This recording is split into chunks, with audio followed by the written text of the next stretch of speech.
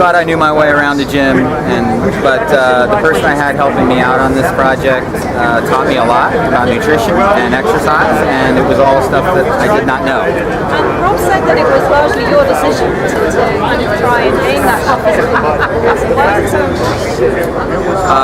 Whenever I read scripts, I'm just sort of a visual person. I see images, and the first images that popped into my head was that he would look like this. And so then I was like, well, I wasn't sure I could pull that off. I've never done anything like lose that kind of weight or sort of change the way that I look that intensely. But I knew I had a lot of time. That part of it was an interesting challenge to me, and I was like, I wonder if I can pull that off. And so I went to work on it. I went and did a play for 6 months, a Neil LaBute play in the West End was actually the first thing that I did after Lost. And so I just take each one as they come, read things, and when something like hooks into me, it doesn't matter if it's a guy like Picasso or more of a heroic lead role, you know what I mean? It doesn't really matter. It's just something speaks to you, you want to be a part of it, and you love the people you're going to be working with, and you go try to serve that story the best you can.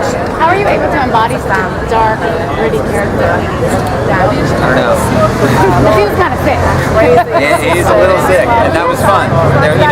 Sometimes the things that are the furthest from you are the most fun to play because they require you to sort of tap into that sense of play.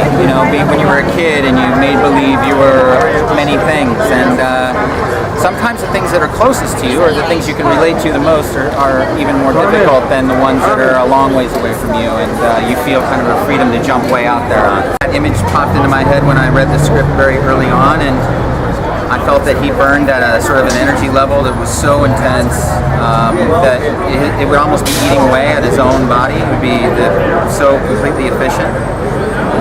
So I started working on that, and that required about 5 months of not eating things that I really love to eat, and that was a big sacrifice for me because I really do enjoy eating. And what about I would get the other guy of Lost? How to incorporate this image?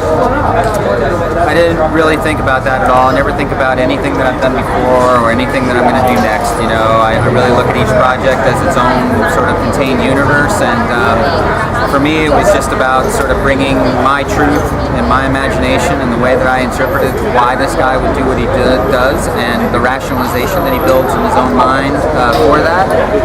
And I went to work on that, and hopefully wanted to make a character that was sort of unique and both disturbing and frightening, and also sort of magnetic at the same time. Did you meet Alex Cross before to go?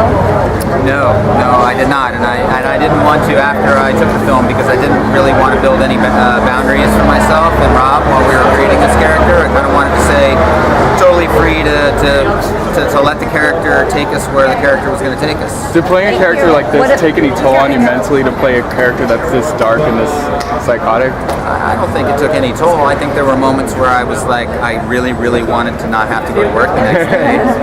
But I find that's true with pretty much everything I do. I mean, this one wasn't really specific in that way. Sometimes you just are like, man, I'm done living in this world.